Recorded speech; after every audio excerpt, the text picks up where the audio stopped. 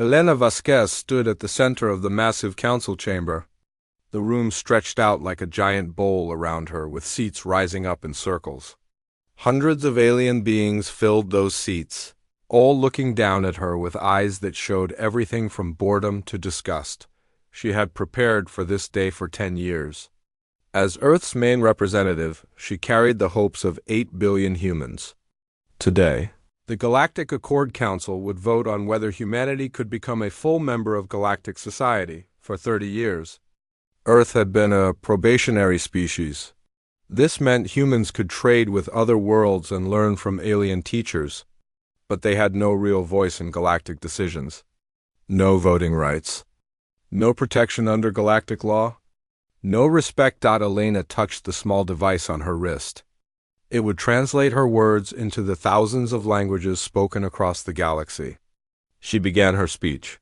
"Honored members of the Council," she said, "I come before you today representing the human species.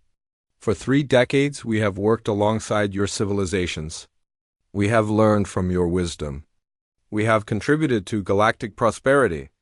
We believe we have earned the right to full membership."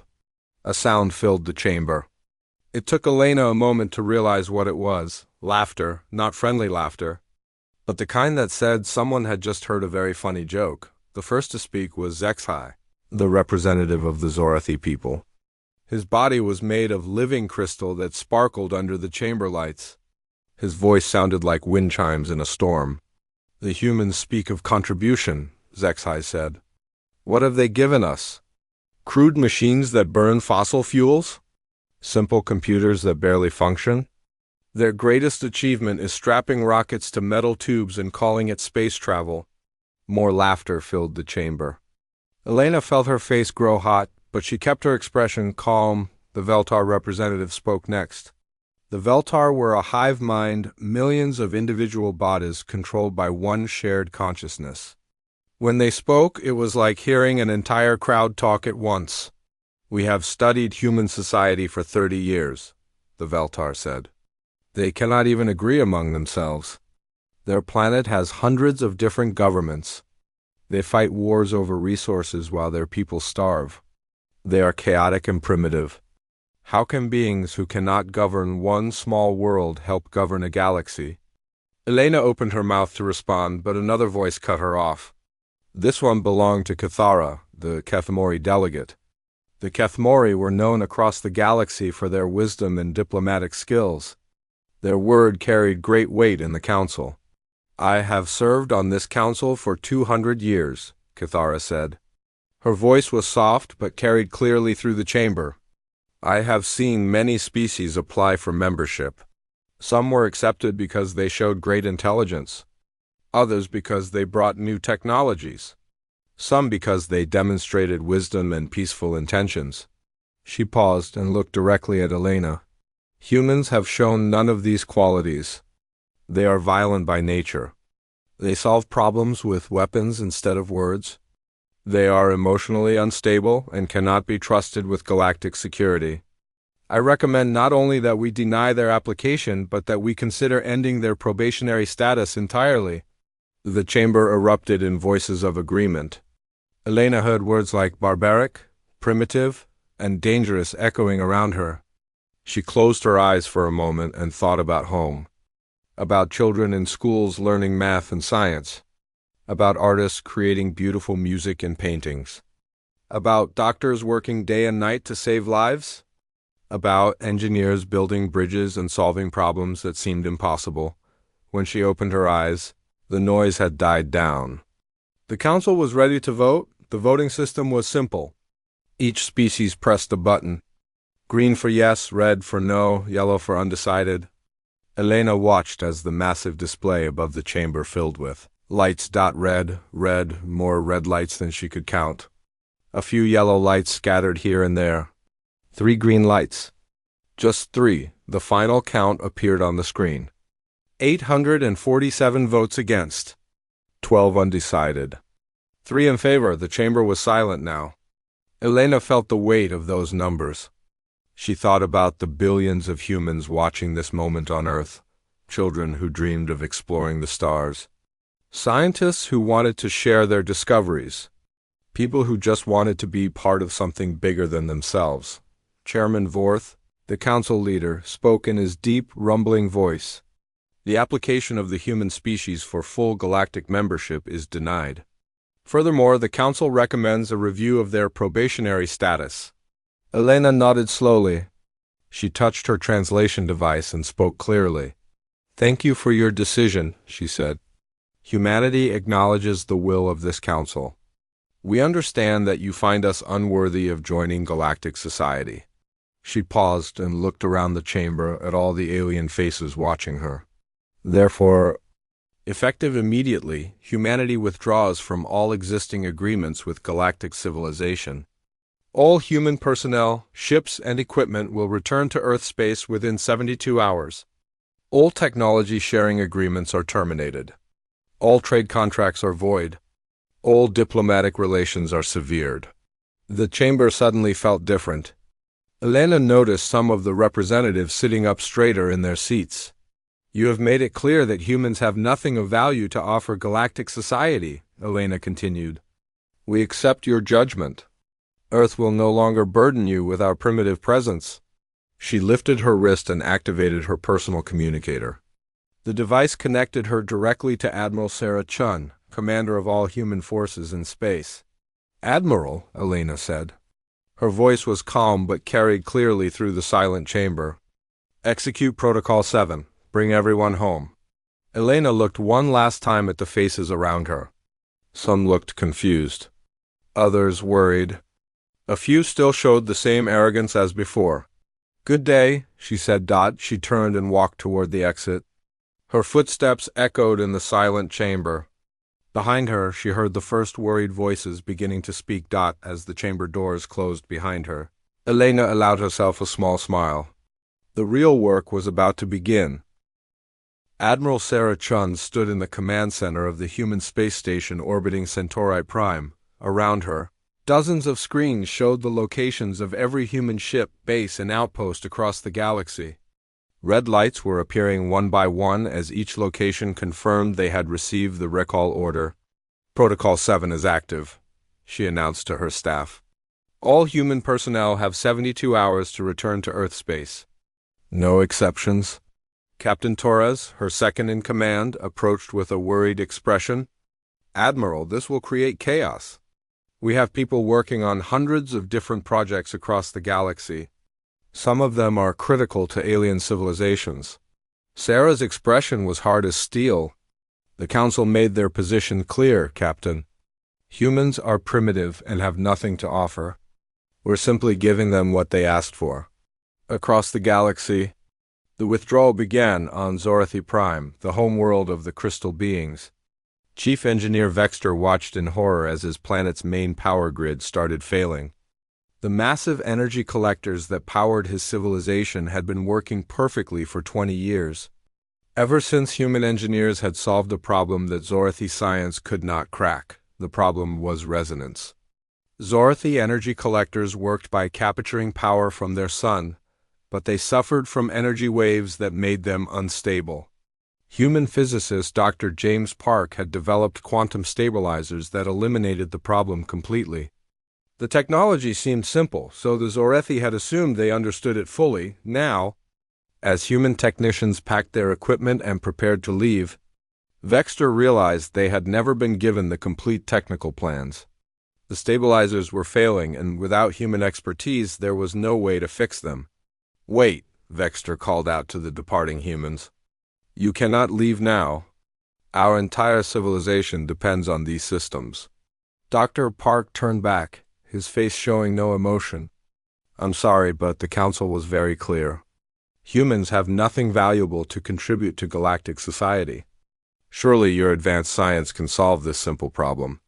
As the human ship lifted off, every major city on Zorathy Prime experienced power failures for the first time in 2 decades. Meanwhile, in the agricultural systems of the Veltar hive mind, disaster was unfolding. The Veltar had always prided themselves on their efficiency, but their food production had increased by over 300%.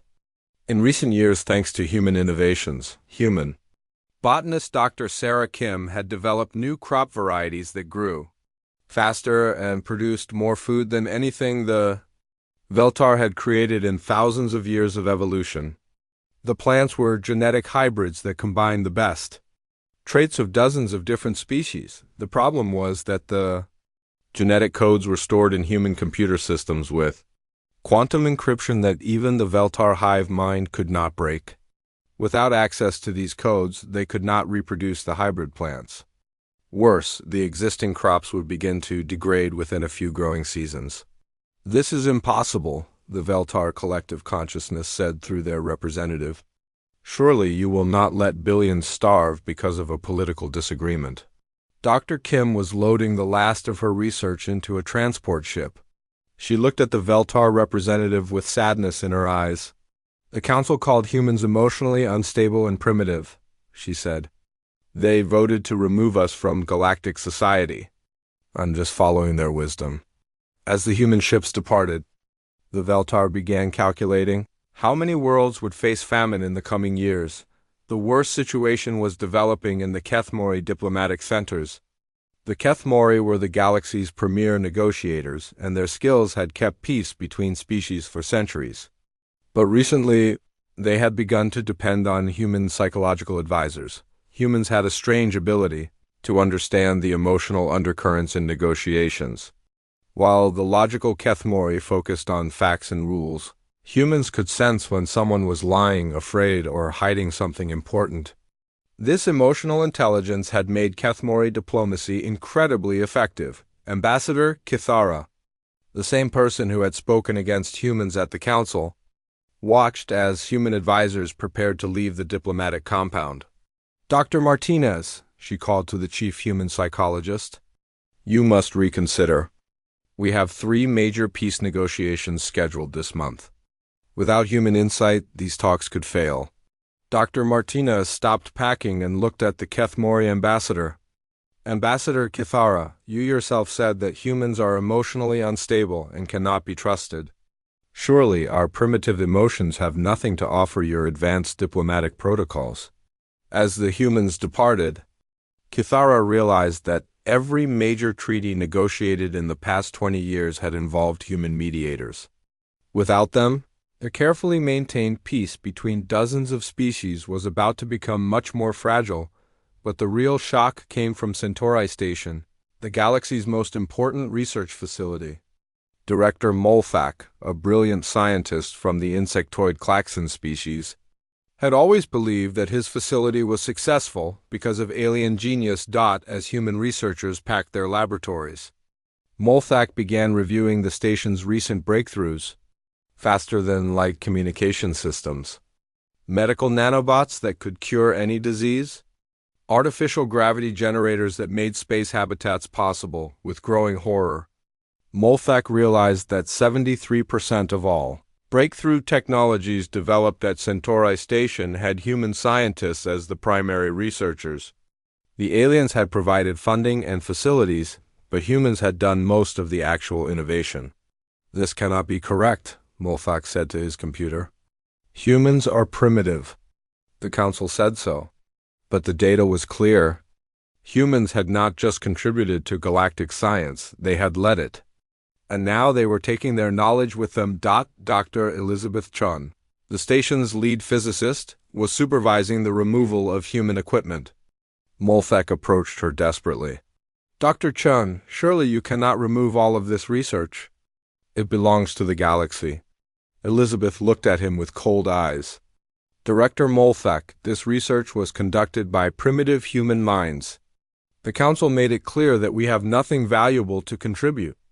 I'm sure your advanced alien science can easily recreate anything we've done." As the human ships departed Centauri Station, taking with them the galaxy's most productive scientists, emergency meetings were being called across dozens of worlds on Earth. Elena Vasquez met with President Harrison in the Oval Office. The president looked tired and worried. "Elena, reports are coming in from around the galaxy. Power grids failing. Food shortages beginning. Diplomatic crises erupting. Are we really going to let billions suffer because of politics?" Elena walked to the window and looked up at the stars. Mr. President, they didn't just reject our membership. They called us barbaric primitives who had nothing to offer. They wanted to end our probationary status entirely. That would have meant isolation, poverty, and eventual extinction for humanity. She turned back to face him. For 30 years, we've been the galaxy's junior partners. We've shared our innovations freely while being treated like children. Now they're learning what we were really worth. The president nodded slowly. And phase 2? Elena smiled for the first time in days. Admiral Chun is ready to proceed? It's time to show the galaxy what humans can really do when we stop pretending to be students. Across human space, ships that had been disguised as simple merchant vessels began revealing their true capabilities. Defense platforms that looked like asteroids powered up their weapon systems. And deep in the Sol system, construction projects that had been hidden for decades started coming online. The galaxy was about to learn that humanity had been preparing for this day for a very long time. General Krathven of the Drakmori Empire stood on the bridge of his flagship, watching his fleet conduct training exercises. The Drakmori were known throughout the galaxy as the greatest warriors ever born. Their ships were faster, their weapons more powerful, and their tactics more advanced than any other military force, or so he had believed until this morning. "General," his weapons officer called out, "our targeting systems are experiencing massive errors. Accuracy has dropped by 67% across the entire fleet." Krathven stared at the tactical display. His ships were missing targets that should have been impossible to miss. Run a full diagnostic on all systems? 3 hours later, his chief engineer delivered the shocking news. "Sir, our targeting algorithms were designed by human consultants 20 years ago. We thought they were simple mathematical formulas, but they're actually incredibly sophisticated programs that we never fully understood." The general's blood ran cold. "Are you telling me that our entire fleet depends on human technology?" "It's worse than that, sir," the engineer continued.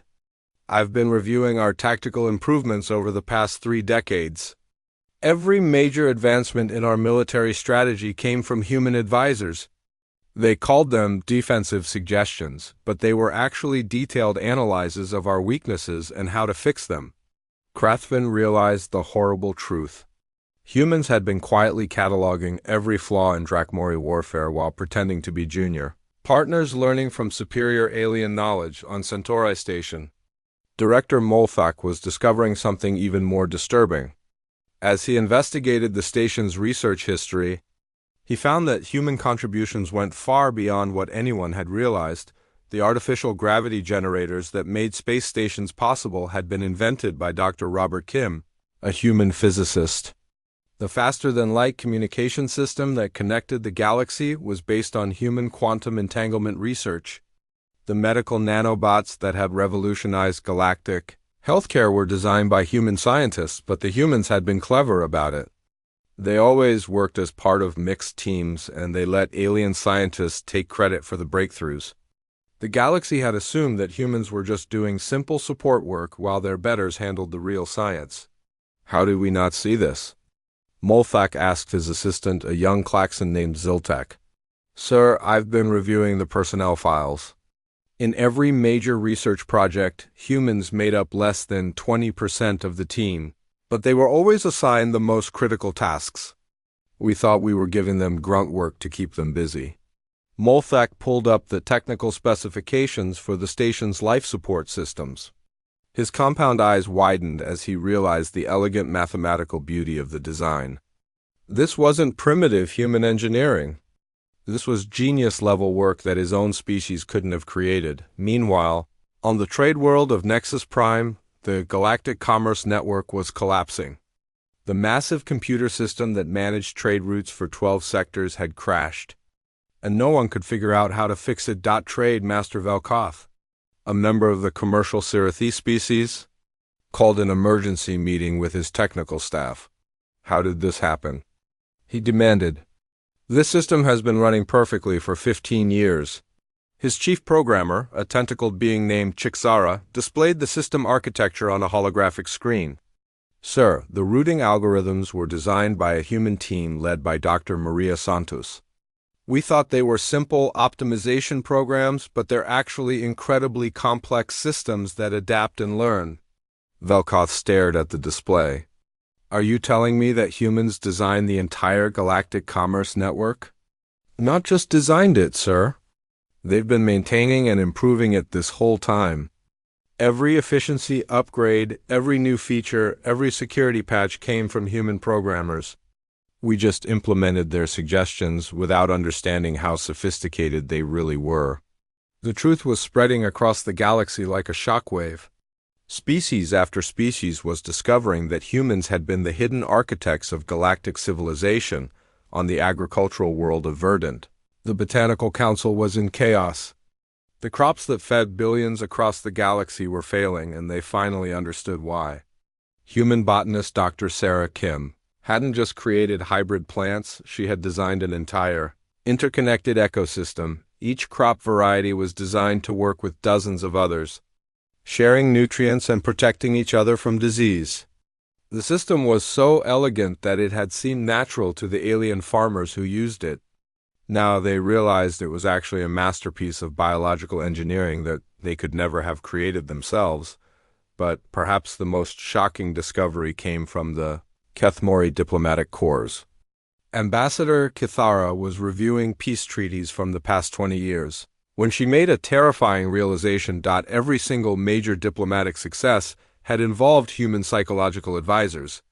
The humans hadn't just provided emotional insight. They had been the primary architects of galactic peace. The Kethmori were logical beings who understood rules and procedures, but they had always struggled with the emotional aspects of negotiation. Humans had filled that gap so seamlessly that the Kethmori had forgotten they had a gap at all. How many wars would we have fought without human mediation? Kithara asked her aide. The aide pulled up a statistical analysis. Based on historical conflict patterns, we estimate that human intervention prevented at least 47 major wars and hundreds of smaller conflicts. Kithara felt something she had rarely experienced in her long life: fear.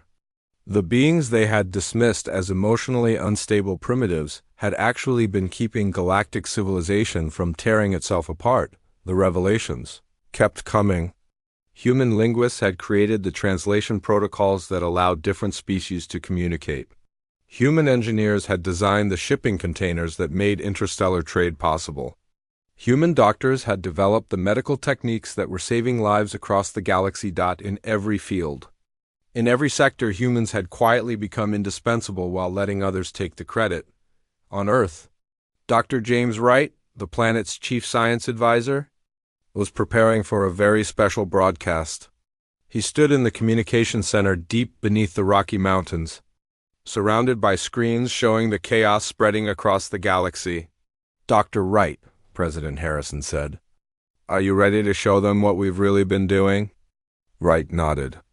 "Mr. President, for 30 years we've been the galaxy's students, learning everything they were willing to teach us. But we didn't just learn, we improved everything we touched." He activated the Galactic Communication Network, broadcasting to every inhabited world in the galaxy. "People of the Galactic Accord," Wright began. "This is Dr. James Wright speaking from Earth. I want to thank you for 30 years of education. You taught us your sciences, your technologies, and your ways of thinking." He paused, looking directly into the camera. "But you made one critical error. You assumed that because we were new to galactic society, we were inferior to you. You saw our differences and called them weaknesses. You watched us adapt and integrate knowledge from multiple species and called it primitive chaos." Wright smiled, but it wasn't a friendly expression. "You never understood what makes humanity unique. Every species in this galaxy specializes in one or two areas. You excel at energy manipulation or biological engineering or logical thinking. But humans? We do something none of you can do." He leaned forward. "We take everything we learn, integrate it with everything else we know, and make it better. We don't just adapt, we transcend. You taught us your technologies, but you never shared your fundamental understanding of how they work. So we had to figure that out ourselves. And in the process, we improved everything you gave us. The broadcast was being watched on billions of screens across the galaxy. Wright could imagine the shock and fear spreading through alien civilizations as they realized what they had lost. You called us primitive, Wright continued. You dismissed our emotional nature as a weakness. You mocked our chaos and individualism. But those traits that you despise are exactly what allowed us to become the hidden foundation of your entire civilization. He stood up, his voice growing stronger. The Galactic Accord has made its position clear. Humans have nothing to offer galactic society. We accept your judgment. From this moment forward, you are free to build your own technologies, manage your own trade networks, and keep your own peace. Wright's smile turned cold. Good luck, the transmission ended, leaving the galaxy in stunned silence. In the depths of space, human ships that had been pretending to be simple merchant vessels began dropping their disguises. Defense platforms that had looked like asteroids powered up weapons that no alien species had ever seen before, and in the Sol system, construction projects that had been hidden for 3 decades finally revealed themselves to the universe. Earth was no longer asking to join galactic civilization. Earth was about to remake it entirely. Admiral Chun stood in the command center of Terra Station, Earth's new orbital defense platform. Through the massive windows, she could see the transformation of the Sol system happening in real time. What had looked like empty space just hours ago now revealed itself as humanity's true achievement. Status report, she ordered. All defense platforms are online, reported Captain Martinez. Luna Base has revealed its shipyards. Mars manufacturing is at full capacity. The asteroid belt defense grid is operational. Chun nodded with satisfaction. For 30 years, humanity had been preparing for this moment. While the galaxy saw them as primitive students, humans had been building the most advanced military system ever created. Admiral, the communications officer called out, we're receiving a priority transmission from Drakmori space. The main screen lit up with the image of General Krathven. The reptilian warrior's scales were dark with rage. Humans, Krathven snarled, you have made a grave error. The Drakmori Empire does not tolerate threats to galactic stability. You will return all stolen technology and resume your proper place as servants, or we will take what we need by force. Chun smiled calmly. General Krathven, we haven't stolen anything. We simply improved on what you taught us. As for resuming our place as servants, I'm afraid that's no longer possible. You see, we were never actually your servants. You're primitive. Weapons cannot stand against Drakmori might, Krathven declared. Our fleet is already moving toward your pathetic system. Then let me show you something interesting, General. Chun activated the tactical display. The screen showed the Drakmori fleet of 300 ships moving through space toward Earth. They were still 6 hours away, but Chun could see their formation and weapon signatures clearly. You're probably wondering how we can see your fleet so clearly from this distance, Chun said. The answer is simple. Those sensor upgrades your engineers installed 5 years ago, they were designed by humans. We've been watching every move your fleet makes since the day they launched. Krathven's expression changed from arrogance to concern. But that's not the interesting part, Chun continued. The interesting part is that we know every weakness in your ship designs because we helped create your defensive improvements. We know exactly which weapons will penetrate your shields and which tactics will defeat your formations. She leaned forward. General, you're about to attack the people who designed your military strategy. How do you think that's going to work? Out? 6 hours later, the Drakmori fleet dropped out of faster-than-light travel at the edge of the Sol system. What they saw made even veteran warriors gasp in shock. The asteroids were moving. What had appeared to be random space rocks were actually massive defense platforms, each one larger than a Drakmori battleship. They moved with precision and purpose, forming attack formations that no military academy had ever taught. Impossible, Krathven breathed. How many ships do they have? His sensor officer's voice was shaking. Sir, I'm reading over 2,000 defense platforms, plus an unknown number of mobile vessels, and the energy signatures. I've never seen anything like them. The human response came from Terra Station. General Krathven, this is Admiral Chun. Welcome to Sol System. You are entering restricted space without authorization? Please state your intentions. We have come to reclaim stolen technology and restore galactic order, Krathven replied, trying to keep his voice steady. I see. In that case, let me demonstrate some of that stolen technology. Chun activated humanity's defensive network. The space around the Drakmori fleet suddenly lit up with energy weapons unlike anything the galaxy had ever seen. But these weren't attacking the Drakmori ships. They were creating a perfect sphere of energy around them. What is this? Krathven demanded. This is a containment field based on Zorthi energy manipulation technology, Chun explained.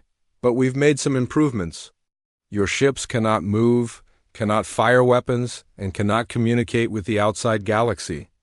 You are completely helpless. The general tried to fire his weapons, but nothing happened. He tried to move his ships, but they were frozen in space. How is this possible? He asked. General, your people taught us that energy can be manipulated and controlled. But you only thought in terms of generating power. We learned to absorb it, redirect it, and use it against our enemies. Every shot you fire just makes our containment field stronger. Krathven stared at his tactical display. His fleet, the pride of the Drakmori Empire, was completely neutralized by technology he didn't even understand. This is your Zorthi energy manipulation, Chun continued, enhanced with Veltar biological computing and Kethmori mathematical precision. We took the best of what each species taught us and made it better. But the real demonstration was yet to come. A new fleet appeared on long-range sensors.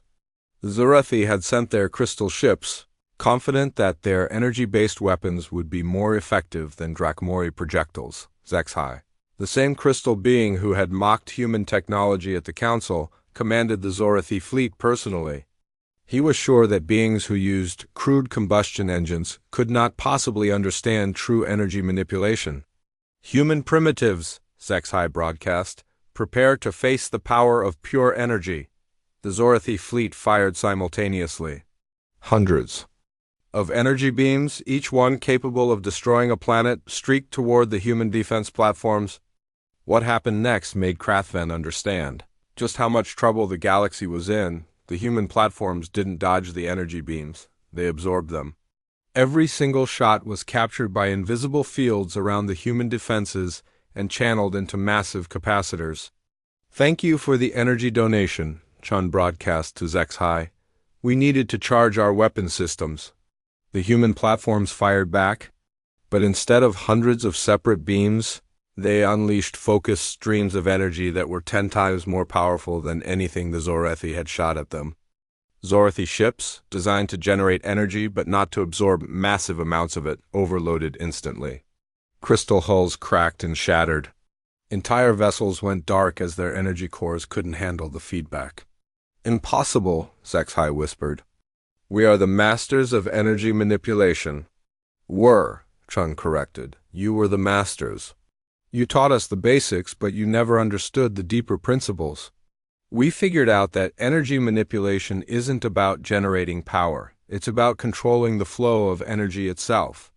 The Zorthi fleet retreated in panic, leaving behind dozens of damaged ships, but the galaxy's response was just beginning.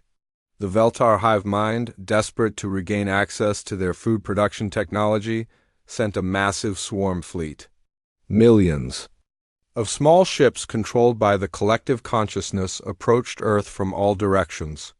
Humans cannot fight a hive mind, the Veltar broadcast. Individual thinking is inefficient. We will overwhelm you with superior coordination.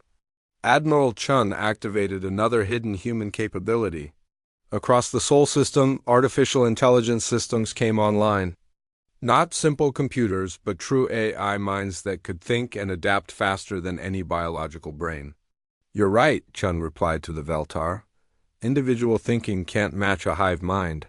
Fortunately, we're not individuals anymore. The human defense platforms began moving with perfect coordination. Every ship, every weapon, every sensor array worked together like parts of a single vast organism. But unlike the Veltar hive mind, This was not one consciousness controlling many bodies. It was many individual consciousnesses choosing to work together. The difference was crucial. The Veltar hive mind was efficient but predictable. The human network was both efficient and creative. Combining the best aspects of collective action with individual innovation, the battle was over in minutes. The Veltar swarm, designed to overwhelm through numbers, found itself outmaneuvered at every turn.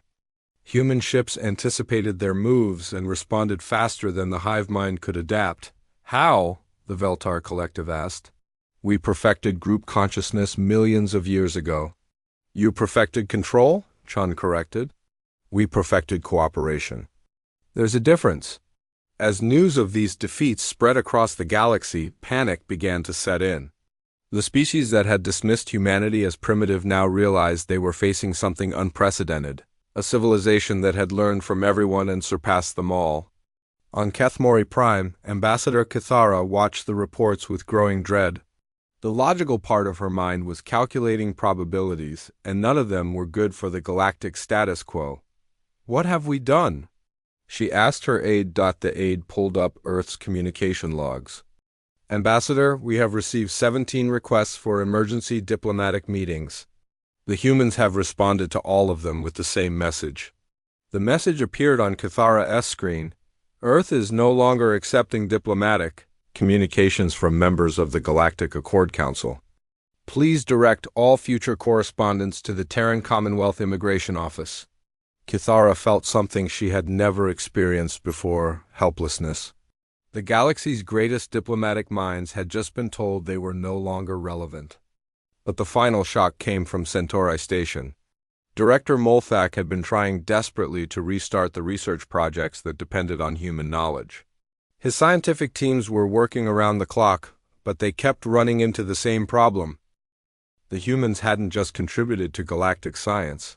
They had fundamentally changed how 6 months had passed since humanity withdrew from galactic society. Elena Vasquez stood in the observation deck of the TCS Prometheus, humanity's new flagship.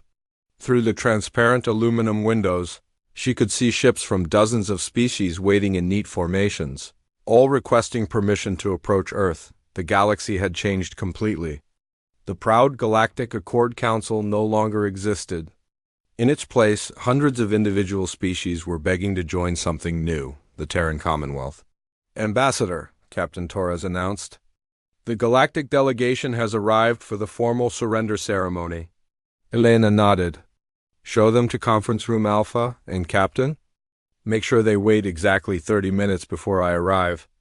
They made us wait centuries to be accepted. They can wait half an hour. The delegation that gathered in the conference room represented what remained of galactic power. General Krathvin of the Drakmori sat with his scales dulled by defeat. Zexhai of the Zorethi barely glowed, his crystal form dim with humiliation. The Veltar Collective had sent a single representative, their hive mind too damaged by food shortages to maintain multiple bodies. Ambassador Kithara of the Kethmori looked older than her 300 years. When Elena finally entered, she wore the formal uniform of the Terran Commonwealth. The golden emblem on her chest showed Earth surrounded by stars, not as one world among many, but as the center of a new galactic order. Honored delegates, Elena said, taking her seat at the head of the table. I understand you wish to discuss terms. General Krathvin spoke first, his voice much less confident than it had been 6 months earlier. Ambassador Vasquez, the Drakmori Empire formally requests membership in the Terran Commonwealth. We offer our military expertise and our loyalty. Elena looked at him with mild interest. General, 6 months ago your empire tried to invade Earth to steal our technology? Your fleet was neutralized in minutes. What exactly do you think your military expertise is worth to us? Krathvin's head dropped. We were wrong about human capabilities. We offer unconditional surrender and request only that our people be allowed to survive. The Drakmori people will survive, Elena assured him. But the Drakmori Empire is dissolved as of today. Your military will be integrated into Commonwealth Defense Forces under human command. Your aggressive expansionist policies are ended permanently. She turned to Zexhai. And the Zorathi Collective? The crystal being's voice was barely audible. We no longer understand our own technology. Our energy collectors continue to fail. Our civilization faces complete collapse. We beg for human assistance. Elena consulted her tablet. The Zorathi taught humanity the basics of energy manipulation 30 years ago. We've improved on your design significantly. We're willing to provide new energy collection technology to your worlds. But there will be conditions, anything, Zexhai whispered. All Zorathi energy production will be managed by Commonwealth engineers. Your scientific research will be conducted jointly with human teams, and you will provide full technical specifications for all your remaining technologies. The Zorathi representative nodded eagerly. His species had gone from galactic power to complete dependence in just 6 months. Elena looked at the Veltar representative. Your hive mind has been notably quiet. Do you have anything to add? The Veltar spoke with the voice of billions. The collective acknowledges human supremacy. We offer our biological expertise and our complete submission. We ask only for access to food production technologies that can sustain our population. Your biological expertise is valuable, Elena agreed. But your hive mind structure is problematic. Individual Veltar will be allowed to join the Commonwealth as citizens, but the collective consciousness must be voluntarily dissolved. The representative's eyes widened in shock. You ask us to abandon our fundamental nature. I'm asking you to evolve beyond it, Elena replied. The Commonwealth is built on individual choice working toward common goals. Your forced hive mind has no place in our society. Finally, she turned to Cathara. Ambassador, you were the one who called humans emotionally unstable and primitive. What do you have to say now? Cathara met Elena's eyes with what might have been respect. I was wrong. Completely and utterly wrong. The Kethmori formally request admission to the Terran Commonwealth. We offer our diplomatic expertise and our sincere apologies for our blindness. Your diplomatic skills will be useful, Elena acknowledged. But Kethmori diplomacy focused too much on logic and ignored emotional realities. You'll need to learn new approaches if you want to work in Commonwealth government. The former galactic powers sat in silence, absorbing the reality of their situation. They had gone from ruling the galaxy to begging for scraps from the species. They had dismissed as primitive. Elena stood and walked to the room's large display screen. With a gesture, she activated a map of known space. Green lights showed worlds that had already joined the Commonwealth. Yellow indicated species still considering membership. Red marked the few holdout civilizations that still refused to acknowledge the new reality. 6 months ago, the Galactic Accord controlled 60% of known space, Elena said. Today, the Terran Commonwealth governs 78% of the galaxy. Over 400 species have voluntarily joined us. She highlighted specific systems on the map. The Andromedans contacted us 3 months ago, asking for protection from raiders. We solved their problem in 2 days. The Crystalline Collective requested help with a plague that was killing their population. Our medical teams found a cure in a week. General Krathven looked up. How is this possible? You've only been independent for 6 months. Elena smiled. General, while you spent centuries building empires and fighting wars, we spent 30 years learning from everyone. We absorbed knowledge from every species we met and improved on it. When you rejected us, we didn't just leave, we took all that accumulated wisdom with us. She activated another display. The Commonwealth isn't just about human dominance. It's about using the best ideas from every species to build something better than anyone could create alone. The display showed Commonwealth worlds where different species work together on projects. That would have been impossible under the old system. Zorathi energy manipulation combined with Veltar biology to create perfect terraforming systems. Drakmori tactical thinking merged with human creativity to develop unbeatable defense strategies. Kethmori logic enhanced by human emotion to create diplomatic solutions that actually worked. This is what we tried to offer the Galactic Accord, Elena continued. integration instead of isolation, cooperation instead of competition, evolution instead of stagnation. Ambassador Cathara spoke carefully. What happens to species that refuse to join the Commonwealth? Elena's expression became serious. They're free to remain independent, but they won't have access to Commonwealth technology, trade networks, or protection. Given how dependent most species have become on human innovations, independence is becoming increasingly difficult. She returned to her seat. The truth is, the galaxy can't go back to the way things were. Human knowledge is too integrated into everything. You can either join us and benefit from that knowledge or try to survive without it. General Krathvan asked the question they were all thinking. What guarantees do we have that humans won't become the same kind of tyrants we were? Elena considered this. The Commonwealth Constitution guarantees individual rights and species autonomy. No member world can be forced to do anything that violates their fundamental values. But there are also responsibilities. She activated her tablet and began reading. All member species must contribute meaningfully to Commonwealth society. Aggression against other members is absolutely forbidden, and any species that tries to recreate the old system of galactic dominance will be expelled immediately. She looked up at the delegates. Humans don't want to rule the galaxy the way you did. We want to improve it. The difference is that we actually know how.